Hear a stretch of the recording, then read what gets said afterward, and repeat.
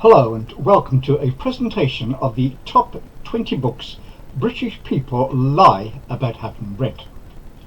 In this video I will cover the books 1 to 10 that British people pretend to have read, and in part 2 I will cover books 11 to 20.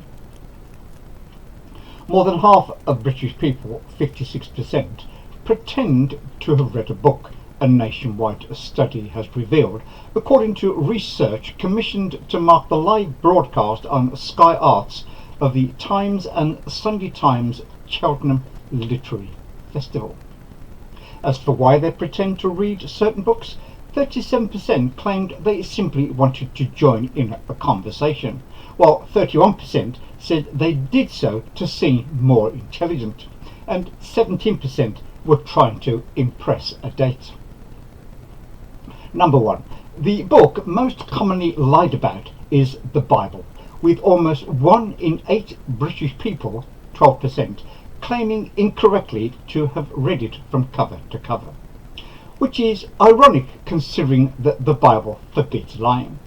Paul, writing to the Ephesians, said, "Wherefore put away lying, speak every man truth with his neighbour." Number 2. 10% lie about having read To Kill a Mockingbird by Harper. Harper wrote in To Kill a Mockingbird, "The one thing that doesn't abide by majority rule is a person's conscience." And for those who lied because they wanted to join in the conversation, she wrote, "People don't like to have somebody knowing more than they do. It aggravates them." Number 3. 10% also lied about having read Romeo and Juliet by William Shakespeare. For those who have sworn that they have read Romeo and Juliet, Shakespeare wrote, "Oh, swear not by the moon, the inconstant moon, that monthly changes in her circle orb, lest that thy love prove likewise variable." Number 4. 9% lied about having read 1984 by George Orwell.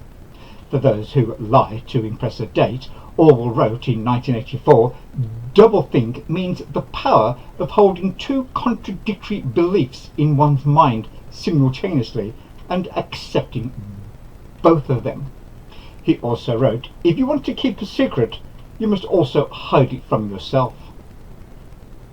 Number 5. 8% lied about having read Pride and Prejudice by Jane Austen.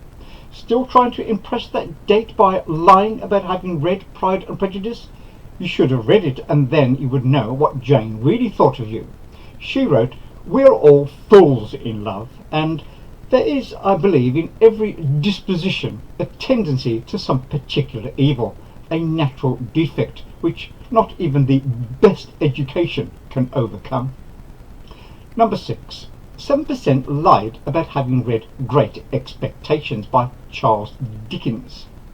Dickens wrote, "Ask no questions and you'll be told no lies."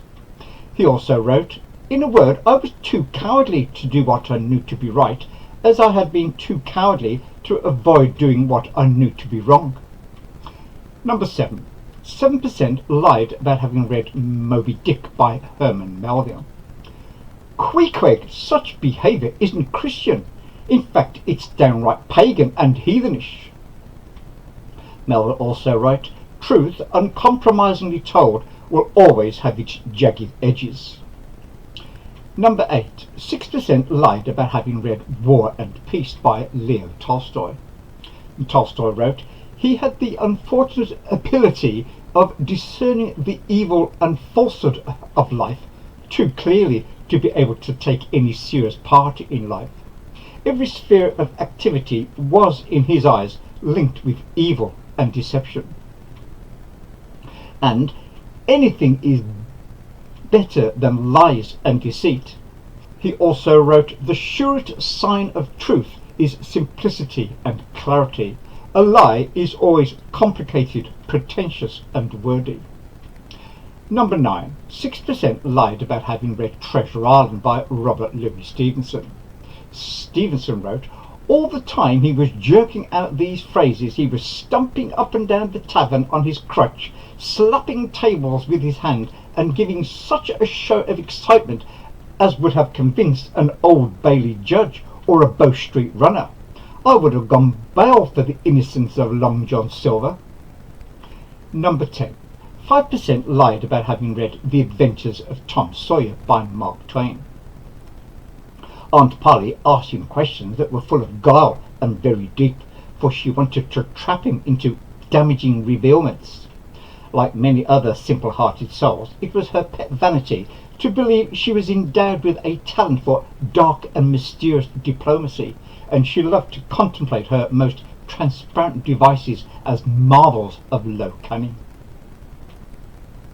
And now here's a quick recap, and I'll be back soon with another BookTube video.